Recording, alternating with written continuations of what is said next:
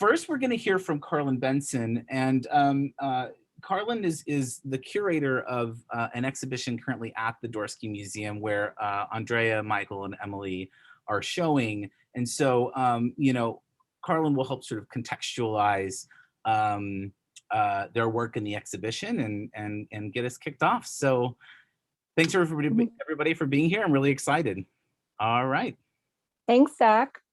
So as Zach mentioned, I'm Karlyn Benson. I'm the curator of Collective Consciousness, new work by SUNY New Paltz art faculty. The title Collective Consciousness refers to the sense of community in the art department and the faculty's ability to come together for each other and their students during the COVID-19 pandemic.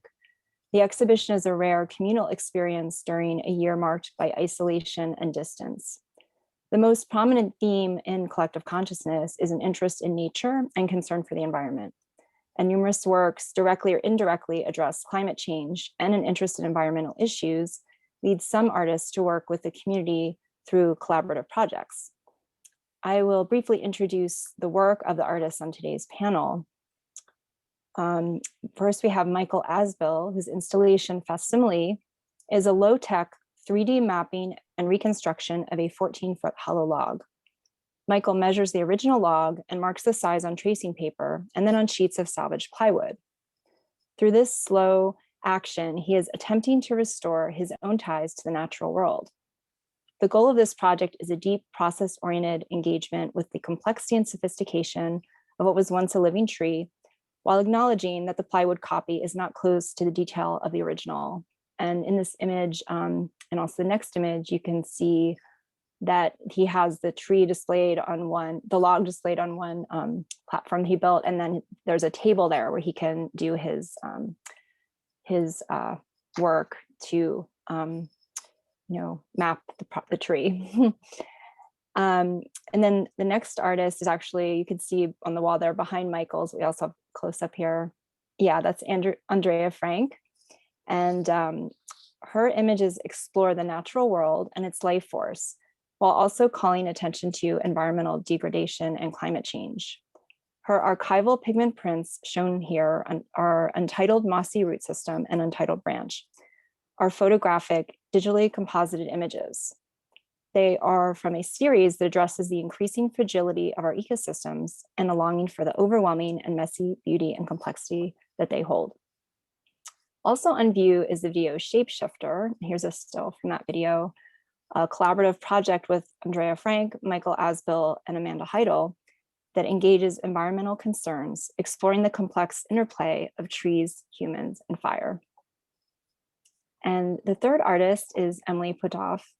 As Zach already mentioned, she's the co-founder of the nonprofit arts organization, the Hudson Valley Bee Habitat, which she founded along with artists Elena Snezak and Jen Wooden. And the Hudson Valley Bee Habitat collaborates with communities to design public art that also functions as pollinator forage and habitat. So for Collective Consciousness, we have included 3 of Emily's solitary bee habitats, which are made of cedar, stainless steel, and reeds. The sculptures can provide shelter for solitary bee populations. Also on view is a short documentary film, Save the Pollinators, from 2019, which was produced by Catskill Mountain Keeper. So now I would like to introduce Linda Weintraub. Hi, everybody. Thank you for including me. I was particularly taken by the title of the exhibition, Collective Conscience, and its particular resonance for these 3 artists who have been gathered together in this panel with no particular agenda in mind, but a very amazing coincidental alliance has emerged out of their pairing. So what I'd like to do is take just a couple of minutes to talk about why that collective consciousness theme seems so relevant to us in the broader context of art history and in exactly what's going on today. So in order to do that, I'd like to start with a question. And the question is, have you ever considered the implications of the fact that we capitalize the pronoun I? And have you ever thought about the fact that I is the only pronoun in the English language that is capitalized, and that English is the only language that capitalizes I. And the implications of that are really quite profound if you consider the fact that what earns the designation of capital typically means the most important. Capital cities, capital crime, capital punishment, capital ideas. So there is this inherent assumption, at least in the English language, and becomes apparent in other aspects of our culture, that the I, the individual, the unique soul, is really the most important unit of our social commitments and social environment. So what does I really mean in terms of the bigger social context? I've actually made a little list, and it starts with a faith and a desire for individual opportunity, an aspiration of acquiring personal wealth. You assume that you have a right to private ownership, and these things can be acquired through self-motivation, being channeled into the direction of self-interest. And the end result of all this is the promise of self-fulfillment. So the communal image just seems very alien to the basic and most fundamental components of our social context. So I easily translates into a corollary, a comparable faith in the concept of individualism, where we believe each individual is unique and merits the opportunity to express that uniqueness. And I think possibly there is no place in all of our social engagements and institutions that manifest this more articulately and more dramatically than in the world of art. So individuality in art is often assumed as a given. Oh, that's what art is. It's an opportunity for people to express themselves.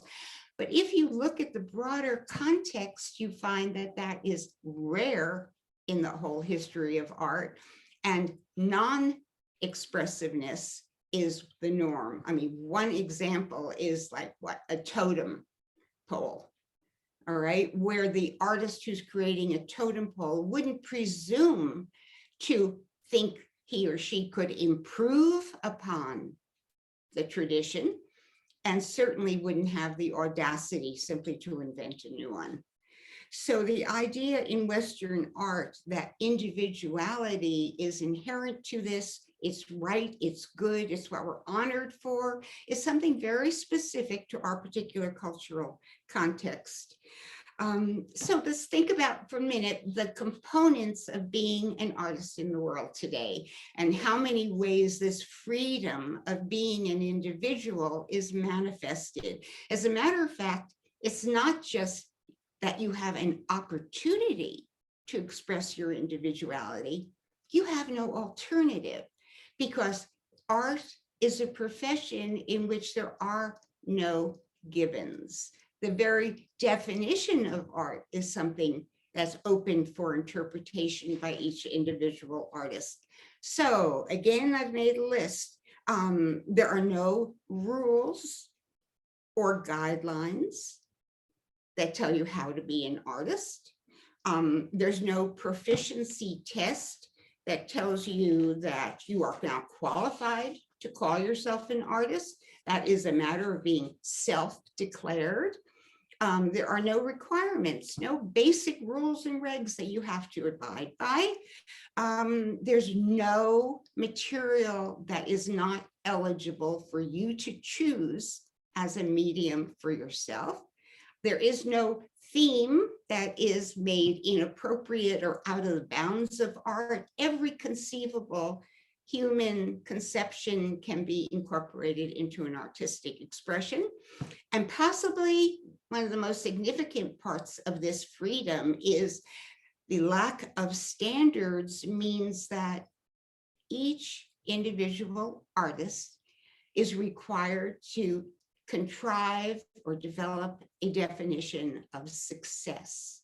So there's no profession-wide definition of success. This too is part of the requirements of being an artist in the contemporary world. So one example of how extreme your freedom is, your individuality as an artist, is that you are free to be a traditionalist. You are free to choose any previous form of art and claim it to be your own. But you are also free in the most extraordinary way to, well, you know what, let me hold on, I'm going to get there. So let me build to that point. Artists have an opportunity to express the self. They have an opportunity to record their uniqueness. Lots of people can do something on a street corner that is personal and expressive, but here we have something very special to us artists. We can actually record our uniqueness, and our vision, our gesture, our uniqueness gets embodied in what we call a medium. And that medium is there just to receive us and to congeal who we are as individuals. And even more significant than that, we're not just individuals, we're individuals with an opportunity to present our individuality to a public. We're given a forum for sharing each of us, our individual selves. So there we are, we express ourselves, we record ourselves, we translate ourselves through a medium into a more perfect and finite and material form. And then the point I was getting to before and jumped the gun was we have the audacity to even think as artists that we can invent our own kind of art. We can invent our own style. We can change the history of art. And that can be the accomplishment of just an individual who happens to call himself or herself an artist. So the stakes are really high when you are an artist. The challenges may be even higher, I don't know. But here we are in an area of activity where you take complete and exclusive responsibility for what you have produced. What is that going to bring you? Well, embarrassment, maybe. Pride, maybe. It's all open to every possible form of human acknowledgement. So maybe you have to accept all the blame, but then again, there is this tantalizing possibility that you will get all the credit for what you have done. So where does that put us? That puts you as an artist in a very different situation than the vast majority of people who live in our culture. Think about if you have a job in the manufacturing sector, or a job in a bureaucracy, or you work for a corporation. How much opportunity do you have to lay claim to your work and be acknowledged for it? Not only that, my goodness, you may be remembered throughout history for what you've done and change the very course of cultural history. So being an artist means, hell, well, you know, you're not just good today if you're good at all, but you may have immortality. You may last forevermore. You may end up in the annals of art history and be remembered forevermore. So here we go. All the conditions are ripe for developing the ego. So we go from the I, we go to a faith and a kind of cultivation of individuality. And then as we develop this particular framework, we just can't help but gravitate toward the ego, where the person lays claim to all of his or her accomplishments. So everything that is kind of latent in our culture, the capital I, is amplified when you become an artist.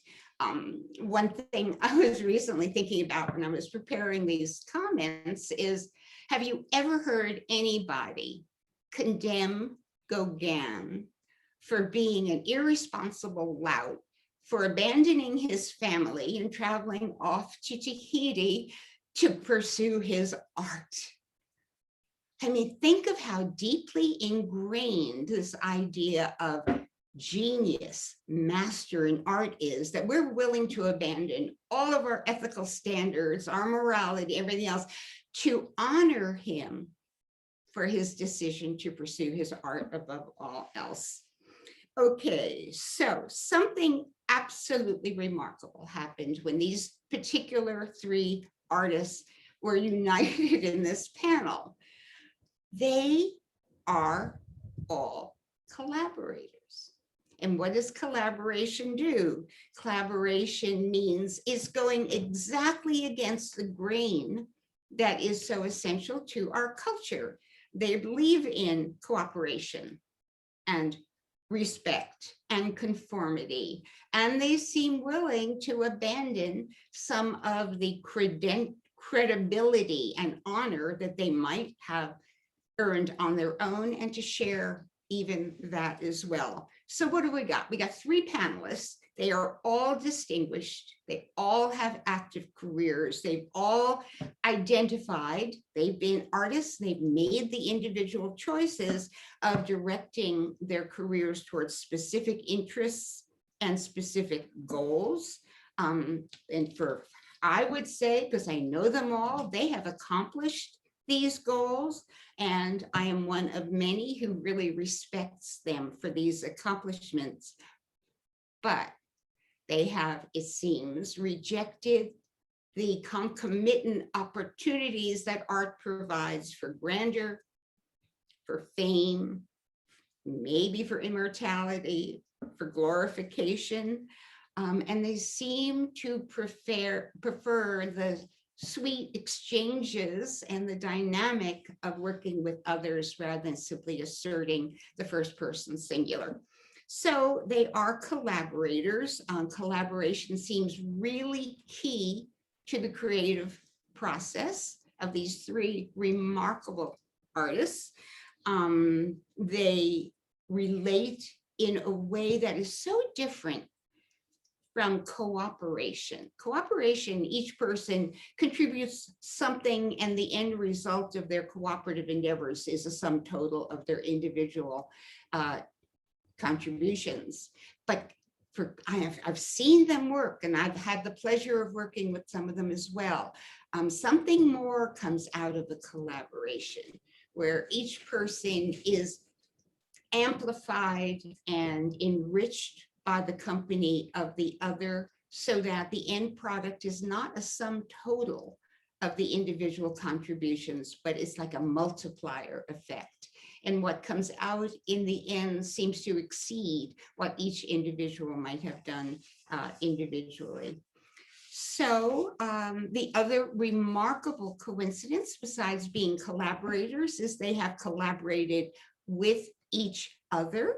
And so they're going to be reporting on some of their experiences in the collaborative field and telling us about some of their projects. This is really remarkable. And there's one more remarkable fact. I actually think it's not that remarkable. If I told you, hey, all three of them are dealing with issues of the environment and ecology, you might at first think, as I did, wow, that's yet another coincidence. But if you think about the nature of ecosystems and the kind of aesthetic and functional systems approach that ecology provides for us, what these artists are doing is integrating the relationships that are key to a vital ecosystem to their human and artistic interactions. So the fact that they have collaborated with each other, and the focus of their collaborations is ecology is something I hope we will all get to know more about in the next couple of minutes. So summing up, we've got examples of artists who had every right to proclaim the capital I. I would say their art offers us an instruction, a lesson, a kind of model of a way to be in the world with the small I, that little line with a little dot, and maybe begin to capitalize the we instead of the I, and start thinking of ourselves not as individuals, isolated and autonomous, striving for our own self-fulfillment, but as members of community. And in several cases for these artists, that community exceeds the human community to include an interspecies kind of relationship. So with that said, Andrea is going to be the first to share with us one or maybe a few more of these collaborative experiences, and then we're going to progress so that each artist has an opportunity to comment and also to present another of the collaborative interactions among the three. Does that sound okay? Well, thank you, first of all, for these wonderful introductions. I think we feel all a little humbled and all of that. So thank you. Linda, we right now, we had prepared to just talk about how we started with collaboration, how our first experience in collaboration. Is that good? Do that, yes. Yes.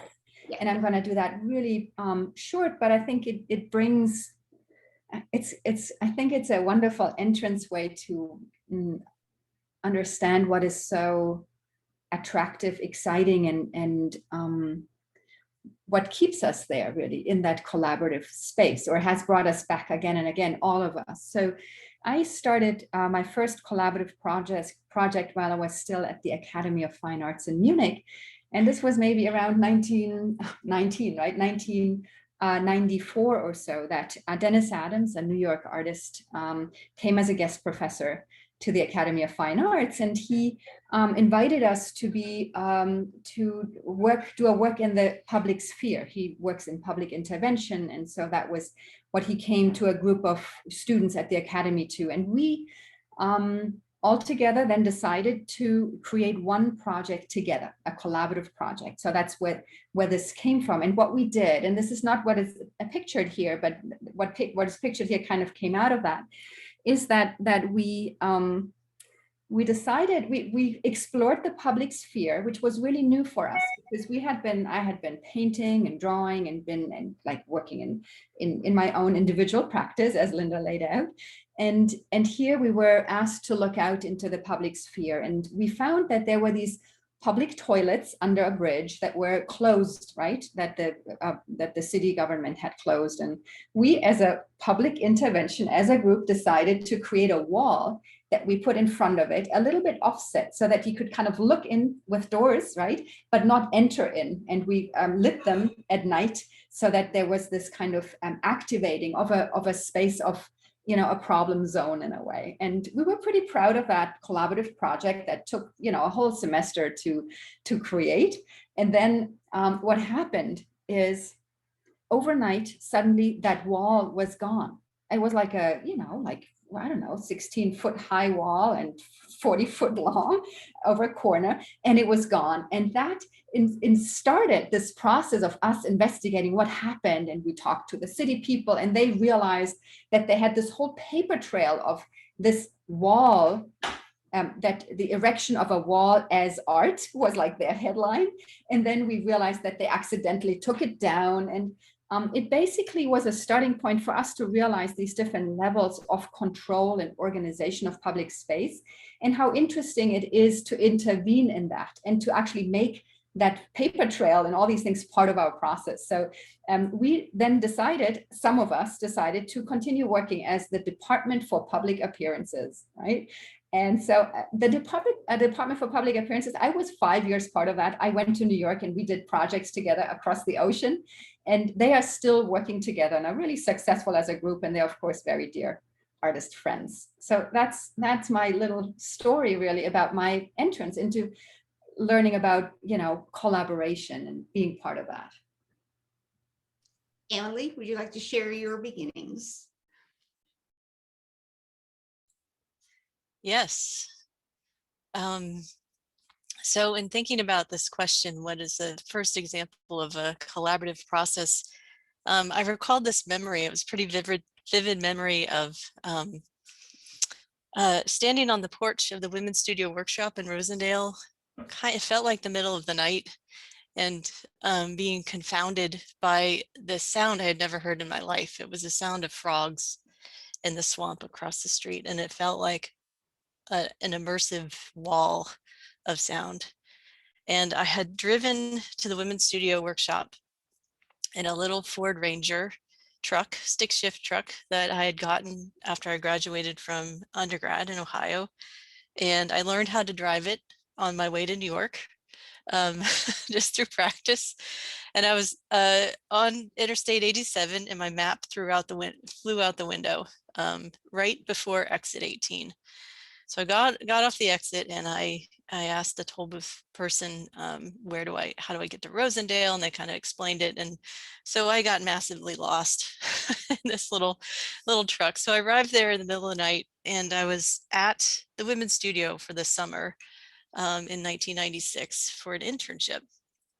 And what it was for me, it was the first example in my entire life of a community of artists working together in a really profound way. And it was so alien to me in my life as someone who, went through a BFA program and art school, and that idea of the individual working. It was completely counter to that. And it felt so different. It felt supportive. It felt like home, actually. It felt really, really like I was meant to be there. And so every time I hear the peepers in the springtime, they're out right now, I feel like I've been called home. And that's the feeling that I get when I know a collaboration is going right, that there's a feeling of home, having a place. Thank you. Michael? Yeah, let me also just say thank you, Linda, for that amazing introduction. Holy cow. And also just express how grateful I am to be here with everybody, but especially Emily and Andrea and Linda. You guys are all real giants in my eyes, so I feel like I'm in pretty good company. I thought I would also start way back. And what you see here is a weird little picture of a friend and I who were collaborators.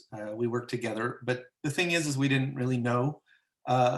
We didn't really think we were collaborating. We didn't really think of it in those terms.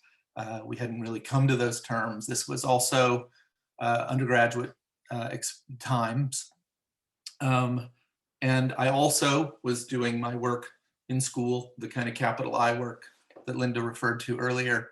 But then when I wasn't in school, I was sort of like working with this group of friends to produce these sound works and performance works. We weren't conversant in a lot of the things that I would later learn probably inspired the work, like Fluxus, but I was conversant in the punk scene. I understood that really, really well, and so did my friends. And so what we did is we took advantage of all these venues, and we would do these big, elaborate sonic performances. We would show up, we would cover the stages with plastic and all kinds of material, and hunt for all of these different objects that would make sound, and we would do these impromptu, sort of chance-driven, sonic projects. And, you know, but we would always kind of obliterate ourselves in this way. Somehow we didn't want to be known as those who were perpetrating these performances. And part of what was quite interesting to us was that we would pour hours and hours and hours into these collaborative sessions, and we'd also record them and love them. You know, it was these walls of noise. We'd create these really beautiful, sort of dense walls of noise, walls of sound, and we would be booked in the venue, and we would typically be the first ones to go because nobody knew who we were. And we would set up this really elaborate thing, and people would gather around. We'd start our performance, and everybody would disappear. And then once the performance was over, everybody would come in again for the next performance. So at the sort of like level of success, I'm not sure that our performances were so well met by the public. But what it did do, at least for me, was to sort of create a platform on which to create sort of incredibly valuable experiences and an education for myself, even outside of the conventions of the institution, even while I was attending the institution. And I just wanted to make one little plug. I feel like Emily and I see that in the sculpture program. We have one kind of wonderful student, and they actually sort of talk very much about their experience doing this open mic night. And that's completely informed the work that they've been doing toward Thesis. And I feel really proud that we've kind of allowed that kind of extra curricular sort of outside the institution type of work to kind of find its way back into the institution. So I'm very excited that at least we can look back on this little bit of experience and use it as an entryway for other types of, for works for a new generation of younger artists who are also thinking about collaboration. Andrea, would you like to share an example with us?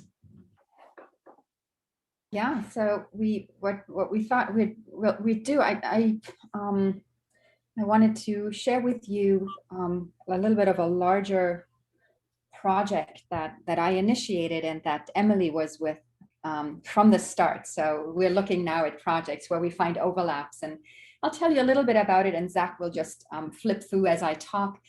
I came to New Paltz from MIT, and I had been deeply thinking about the intersection between science and art and systems thinking. I was doing system dynamic group classes, and I was thinking about how to visualize complexity, and I was thinking about interdisciplinarity, and I was really interested as I came to New Paltz to start collaborating across disciplines. And I also knew that my main concern was really the environment. You can go slower, I think, because I can't catch up there.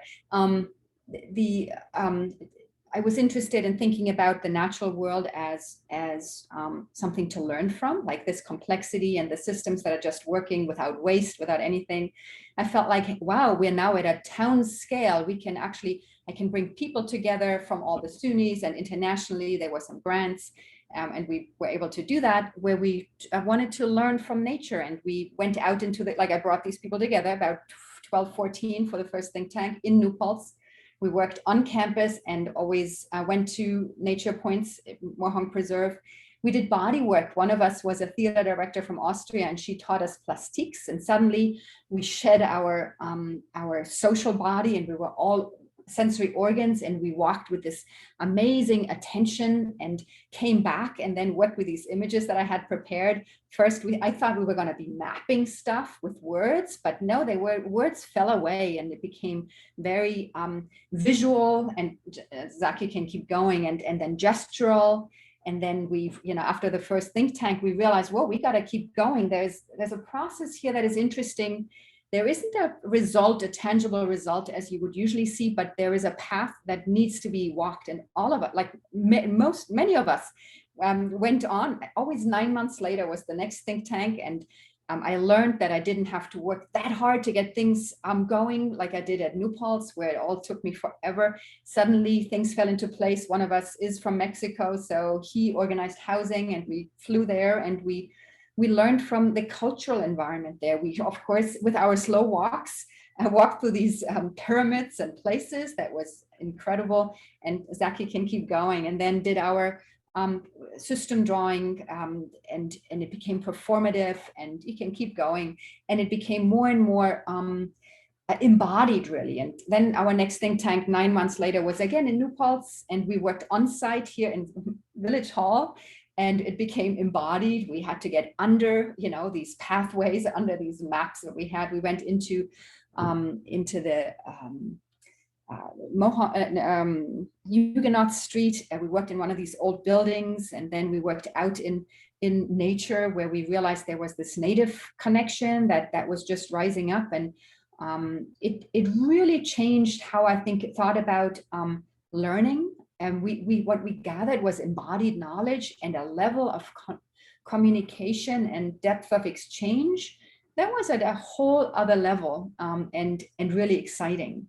I'd like to kind of hand it over to Emily to see if you want to kind of bring thoughts into this. We burned our results usually, and we didn't keep anything. Like we kept very few photographs because we wanted that trust built amongst us, so that we could do whatever we needed to do and not feel like, oh, I'm being photographed or videotaped or something. Emily, you want to jump in? Sure. Yeah, I think the process was really, really fabulous in that we became really embodied in our work and became sensors for our environment. And the way we moved through each environment was very slowly and intentionally, and in a way that we were completely open to what we were sensing. So we'd do these walks, and then we'd come back and we'd have an image or a map out on the floor, or in this case on a large table, and begin to just draw and map that experience in our observations. And it became a way of articulating what is in our environment, how are things connected together, what is this experience, how does it feel, what does it mean, mapping that in a visual way. So in this particular image, it's students who have built an eco pavilion out of old pallets in my eco art class, and we popped it up on campus and then did a system drawing for one of the feedback future feed labs on campus. Explain what a system drawing is. Andrea. Linda, did you ask what it is? To explain what it is? Yeah. Yeah, a system drawing. I think it's a very good question. And I admit there is not one answer. System drawing definitely came out of these causal loop diagrams that I had seen in system dynamics, where there's always causal loop and reinforcing loops, etc., where it was a way of understanding or mapping complexity. What I realized, though, is as we went visual, system drawing came along and became a map of complexity in a whole other way. So like system drawing can be mind mapping. It can be we've integrated, like it can be performative. We've integrated processes from systemic constellation. It could be in the woods. We've done all kinds of different ways of system drawing. It's always about collaboratively letting a process unfold over a span of time, where we see something unfolding and maybe collapsing again, but we all feel an arc of a process happening that will then be something we exchange about or have learned about. Yeah. Emily, did you want to present something of your own? Yeah, so I want to talk about some of Michael and I's collaboration in the sculpture program. And we started, I want to start with this slide because it has you in it, Linda. We really started in earnest collaborating with our curriculum in this program called the Nomad 9 MFA program, and it's a residency program, some low-res MFA program. And they did this residency on Linda's former land in Rhinebeck, New York. And in this slide, we've worked with the students over the course of the week to design and build this solitary bee habitat installation on her property. And then in the next slide, Michael Asbill made a water catchment system to then sustain mushrooms, to water mushrooms. And you can see in those logs there that those are inoculated mushrooms.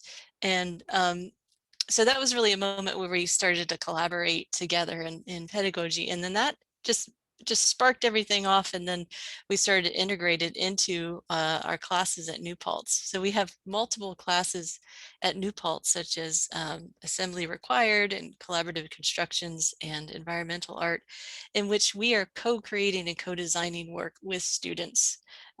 So it's a really, really exploratory process that's just, it's, as a teacher, it's really profound, because we're not telling the students what to make. We're making it together and learning through research and collaboration. So yeah, so we had several students who this became part of their thesis work. Amanda Heidel graduated with her MFA, and her MFA thesis was building this mushroom shed on Huguenot Street. And it's a community center to come together to gather, connect, grow, and share around the cultivation of mushrooms. And it's open, they have a website, it's open, I think, on Tuesdays, but go down there and check it out on Huguenot Street. And so the idea of the mycelial network, the network is a really important part of that piece, the concept and how it was actually manifest and organized through community meetings.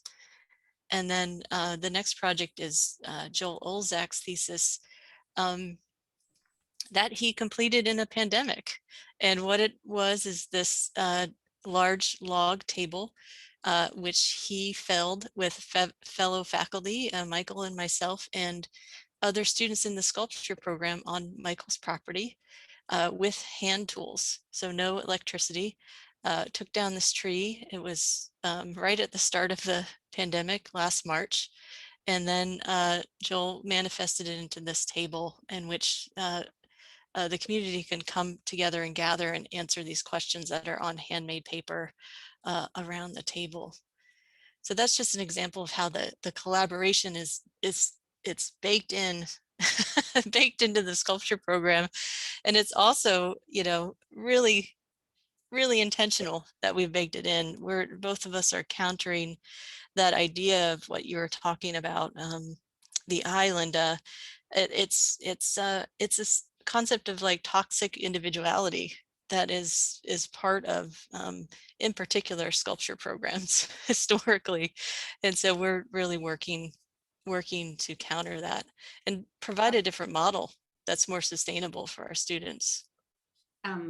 I would love for you to share any instances you've had where students are clinging to the individuality and aspiring to be unique geniuses, and now they enter a sculpture program where they're being invited to relinquish that. And have you had resistance? What has been the general response?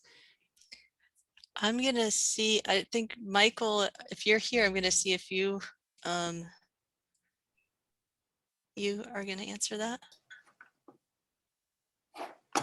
Don't know. I think his computer went out. Michael was rebooting his computer. He's It's rebooting. windy outside, so. Okay. Maybe Yeah, there is resistance at first. Okay. Hey. Wow, that seemed like 4 years. Terrifying. So the question, Michael, is have we experienced resistance from students who enter the program with a sort of individual mindset, and then we asked them to collaborate in classes? And I thought you could answer that question really well. Wow. Let me think about that for a second. I think there might be some, you know, but I don't. I think in general there's an interest and intentions are good around possibly collaborating. But you know, it's a challenging way to work, I think, especially if you're accustomed to working in the, you know, in the mode that Linda described at the outset. I really do believe that it's, you know, there's a lot of ego in making, you know, if you're working in that mindset, and I think it can sometimes be hard to let go of that, and it's not for everybody. I think that that's actually really true. No faults. I mean, my God, people can work in any way that feels right to them. I'm not here to judge, but I do feel like there is some resistance, and I think that's fine. I don't hold that against anyone, but I am enthusiastic to keep sort of beating that drum a little bit, or not a little bit, quite a lot, because I really believe in this model. I really believe that this is the type, this type of working sort of like carries us toward a more sustainable future. So I stand behind it regardless. Hopefully that was a coherent answer. Still recovering from my weird little blackout there. Can you present an example? An example of resistance? No. An example, I'm sorry, say again? Of one of the pieces that you've done that you'd like to share. Oh, one of the pieces that I've done. So I'm a little bit out of sort of touch with exactly where we are. Just go with a slide, Michael. I think that's okay. Thank you. So anyway, what you're looking at here is work that sort of carried over from a project that Andrea and I started, you know, called Heating Impulse. And it was really kind of a loose collaboration with a space I had started called Church Project Space. And we decided to formalize our collaboration, and decided to do so very locally, very focused, in a very kind of regional way. We thought, well, let's work on the property where I live. And we invited one of the students who you probably just heard about from Emily, Amanda Heidel, into the process. And it was very much about what Andrea was describing, embodied work, being incredibly present, taking all of this kind of intuitive information very, very seriously, and also completely difficult for me. Really hard for me to get my head around, which made it so compelling and so exciting and so inspiring. I really wanted to try and sort of like be in that space. It's one of those examples of something is difficult but feels important, you run toward it. And this was an example of that. And already Amanda had demonstrated such a capacity for, you know, this kind of thinking and really sensing the world and people, and, you know, lived in it so beautifully. I thought, wow, I would be lucky to be a part of the collaboration with these two, exploring the world in this way and kind of hunting for a more compassionate way of being in the world, and seeing myself as kind of entangled and enmeshed in a larger ecosystem. And I was already thinking about environmental issues in my work, so it made a lot of sense to me. At some point after Amanda graduated, she really had to pull back because, you know, work really demands a lot, and getting on with your life post-school kind of demands a lot. But Andrea and I really continued this research, and it continued with a residency at Mohawk Preserve. We started working together on the preserve really every week. We do this in the mornings, and started to navigate that terrain in a way that, you know, was really sort of deeply rooted in this type of intuitive and sensory experiencing. And that's a little bit of what you see here. I think you could move on to the next slide. And it became apparent that we would like to start sharing that out. We'd like to find a way to craft that into these workshops, back to the think tank format that Andrea had come up with at an earlier time. And that would also be a way for us to extend that research, push it forward. And here you can see us actually at New Paltz during a conference that was happening here. And you can see we've laid out like this wonderful cordoned off area and asked people to sort of like do this work, but also with a time component, imagining this sort of like work, you know, through deep time. And it was really quite an exciting thing to do. It was from here that we started to think about how we might really activate this around not just those kind of like ecological issues, but also social issues. And that's where I would say we started to converge again with Emily and Andrea. So I'm going to kind of move back over toward Andrea with this and the project as it was emerging here toward what we would call the Eddy eventually. Yeah, thank you, Michael. I just want to echo you in a way that really our collaborative every day, first with Amanda, and then the two of us working sometimes in expanded and just regular work, that was really our time and is still our time to build our toolbox and to become so comfortable with those tools that we can share them out. And that's been just quite amazing. And I think that body work that we had learned earlier on from the theater director friend, Ursula Reisenberger, is something that has really helped us always jump right into a body and be there and then go from there. And really, I don't want to say interface, but really enmesh with the world around us in totally different ways. Since, you know, we have a different experiential way with that, and that has come through practice. So I love that we kind of have, it's like a yoga practice or something, but it's our own yoga, our own way of figuring out what that practice is each time we meet, basically, right? Yeah. So the Eddy, so it was interesting. A few things started converging. Our work was, Michael and I had planned 2 big think tanks, 4-day think tanks, one for Mohonk Preserve, New Paltz, and one for the West Coast, really for like a field station that with UC Berkeley, and then the pandemic hit, and honestly, that basically just 3-4 days before our think tank plan for Mohonk, that was canceled, and it kind of grounded us in a really positive way looking back. Because we realized, where are we going? Let's just be right here, right? We did that first think tank with people just online, and it worked really well. We had tools that were like concept board. We had like these big, you know, of course, Zoom meetings, but then, Zach, if you go on, we were using like an online collaborative drawing tool to be doing drawings together that we usually did in space. And the embodied work, we sent everybody out with instructions after doing body work in front of our screens, right? So we translated, and our travel situation didn't happen, and we pulled it in.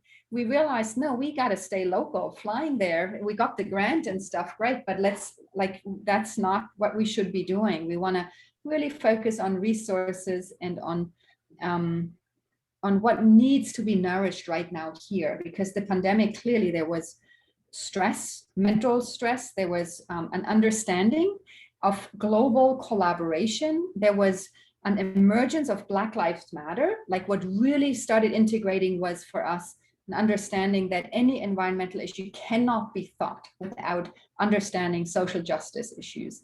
And I think while we had kind of thought that, now we felt it.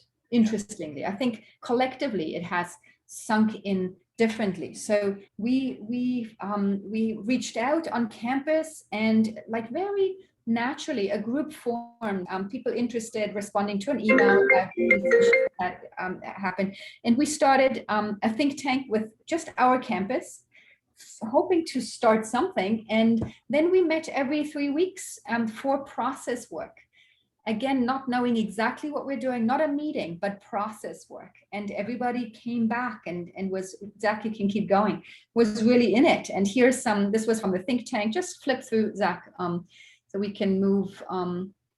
And yeah, like we'd have these drawing experiences, and then we'd have deep conversations about them. Maybe I should just throw it to Michael or Emily, because now Emily is, of course, back in the picture with this work from the start. And Michael, do you guys want to jump in here? Well, I was just going to pitch in that when we first started doing this work, right as the sort of like pandemic landed, there was a novelness to it. And then it started to actually be a type of connection that we really needed. You know, there was of course, now we've kind of come into screen fatigue after all of these years, or after all these months. But in that moment, it actually felt like a really exciting possibility. It felt like so much opened up for us in that regard. And then we did actually congregate and as you know, together around a campfire at Andrea's house one night. Myself and Andrea and Emily, along with Lisa Minton and Andrea Varga, and we had a conversation about some of these things that were, you know, kind of swirling in this work. And this new idea of the Eddy emerged, like a center on the campus for this type of learning. And so I think I just wanted to sort of like throw that into the mix. And Emily, if you have anything to add there, I'll put it in your feet. Yeah, so the Eddy at New Paltz is this really exciting idea. It exists as a virtual environment right now, but we're really envisioning it as a space on campus where we can come together to collaborate. And when I say we, I mean the faculty, the students, the community, the administrators, and it will have a sort of horizontal, open framework to it and a different feeling about it, a space where we can imagine and grow the emerging future. So are you, oh, go ahead. No, sorry, I didn't mean to interrupt you. And I was just going to say what you're seeing on the screen here are drawings from our first 3D workshop. That was something that we took from the ULab process, ULab coming out of MIT, and being kind of an accelerator, a framework for change, for systems transformation. And that first drawing is what we did collectively at that meeting, kind of like envisioning how we sort of like understood our community, our campus in its kind of like current moment. And then the next slide is the one where we started to kind of reimagine that institution, that place.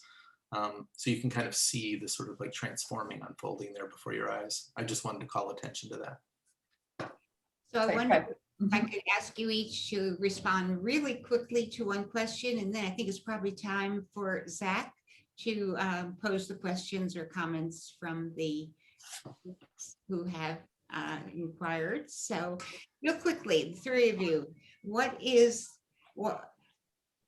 significance and what importance do you assign to what the outcome looks like, the visual component of your collaborative work? Andrea, you got it. Yeah, that's interesting. I think more and more the visual is translating. It could be how a community functions, could be a visual outcome, you know, could be an outcome.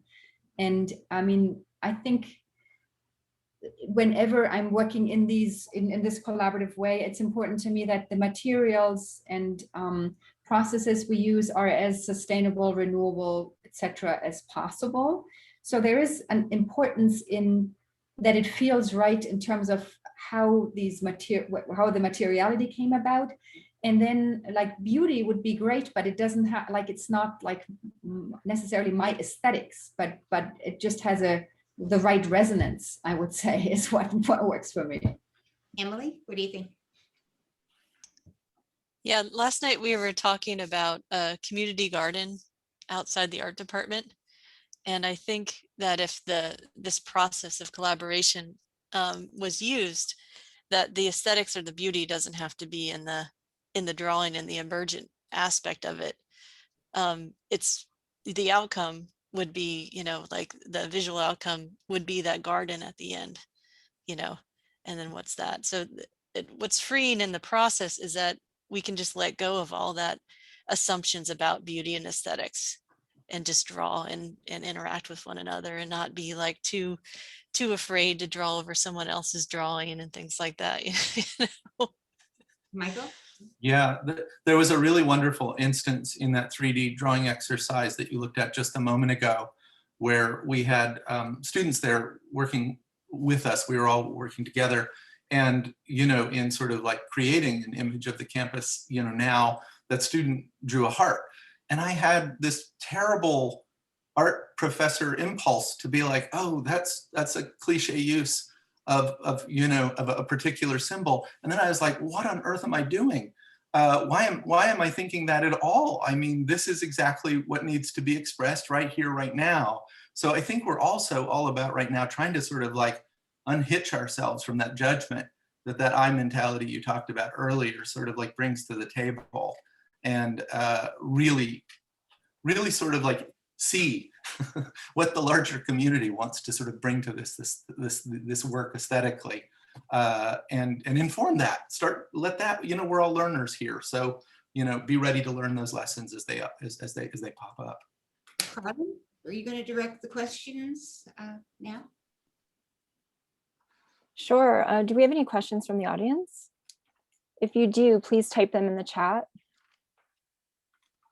I don't have any questions right now, but we can give it a minute. I could ask a zillion questions. Sure, that'd be great. I'm really interested in the issue of tempo. I hear it has kind of, I've heard the words flow, and I've heard slow, and I've heard excitement. I mean, is this a thing that emerges out of your interactions, or is it part of the structure of what you want to have happen? And is this something you want to talk about, or you want to say not interested? Emily, it looks like you got something. I'm not sure how to answer that, but there's an intentionality to trying to slow things down in our interactions and collaborations, and it moves against that what I'm going to call toxic productivity that we're also been so steeped in our culture, like just produce and don't care for yourself and just move forward constantly. And so in the slowing down and being really intentional in that slowness, we're hoping to open up a new vision. Michael, Andrea work with slowness. Linda, if I may jump in there, because I think we've been working with this water metaphor, and I think that works so beautifully as an answer, where we've been thinking one about education as a pipeline and water is rushing through, and then it cracked with COVID, and now we're getting rid of the pipe, and it's like, what happens when that water flows, and when you have a stream, and we went to the stream all together and looked and observed, and there's a realization that like water will rush in certain places and then expand, and then so it kind of responds to what's happening, right? And I think to listen to what is needed at the moment is beautiful, and then an eddy happens where it goes as a counter current and magnetizes and brings in, and in this rushing stream, and that's kind of, I think, how we're trying to listen to ourselves. What can we personally, but also as a group, what speed is right? We try to always bring in body work when we have our meetings, because we want to not have meetings that are, we want anything we do together be recharging and regenerative or visionary rather than destructive of our own selves. So what you're revealing, I think, is how deeply you are committed to modeling your interactions and your behaviors on the non-human environment, and you were talking earlier about learning from, and this is seems like a beautiful example. I have a question here. John Stowe asked, do you feel that a balance of a we and I mentality is needed so that individual responsibility is not subverted? Anybody want to answer? Yeah, I think for me, neither extreme, probably. it was maintaining your own life is a deep inherent instinct. Nobody would want you necessarily to abandon that, though there is also it's balanced with altruism where you sacrificed yourself. And that is the dynamic and the richness and the beauty of being alive in this world. But I think so much of the culture is oriented toward the I. And so what you all are doing that we might have as our takeaway that would really influence our own behaviors in the future is, can we moderate our own personal commitment to I and incorporate other people, other interests, other species in our thinking and in our planning. Yeah. That's a good answer. Can I maybe just add a thought about that in terms of especially how Andrea was talking about water, is that you can think of like say your individual garden, and you make the choice that you want to use some sort of pesticide, that you're okay with accepting the responsibility that the food you eat might have that. But then if you think of water and watersheds and how that actually ends up influencing and flowing into, you know, what we all consume, you know, that your individual choices do have an effect, which I think is part of what the question was about, like individual responsibility not being subverted. But that, like, I don't see that there's really that, you know, I feel like that there's a fine line between the individual and the collective. And I think that's why I think it's so interesting that, you know, you talk about the environment, you could talk about the environment as like, you know, the work that you all are making about the environmental world. But you also think how the environment has grown in terms of the Eddy to be also the environment of the university. And, you know, that there's these sort of convergences that happen, I guess. And I don't know, that was more just a thought I was having. So. I can just jump in there. Michael, by the way, is rebooting again. Yes. There's something about that question or that tension going away when you are able to not approach this question from the head, but from the body. And that's kind of beautiful when you really know that enmeshment in an embodied way. That's not a problem. That you don't have to worry about self, because self is you and everything else. You know, it's all connected, and so it's interesting that I think we've been trying to approach this from the body place so that we can find an answer here. May I add a little final anecdote here just to shake everybody up? I have on a few occasions what I call creativity workshops, in which I have very finite exercises for students to do to let them try on all the different ways there are of being creative as an artist. So they work with a very methodical systems approach, and then they work with intuitive approach, and there's a collaboration approach, and then they are constantly connected and given the opportunity to try out different forms of creativity. And just for fun, I add one called Dictator Slave. And in that, I get 4 people together, and each person takes a turn being the dictator. And there is a shared piece of paper, and nobody but the dictator can determine what marks are made on that piece of paper. So I have them do the exercise, and each person has a chance to be the dictator. And then we settle back, and I ask them, tell me, what was your experience like? Guess what? These are art students. Everyone, I've done this 3 times. Everyone has said, thank you for giving me the opportunity to be a slave. I'm so tired of being creative. I loved following orders. So after all is said and done, man, do you want a complicated scene? I just, everything is wonderful in its own time, in its own place, I suppose. So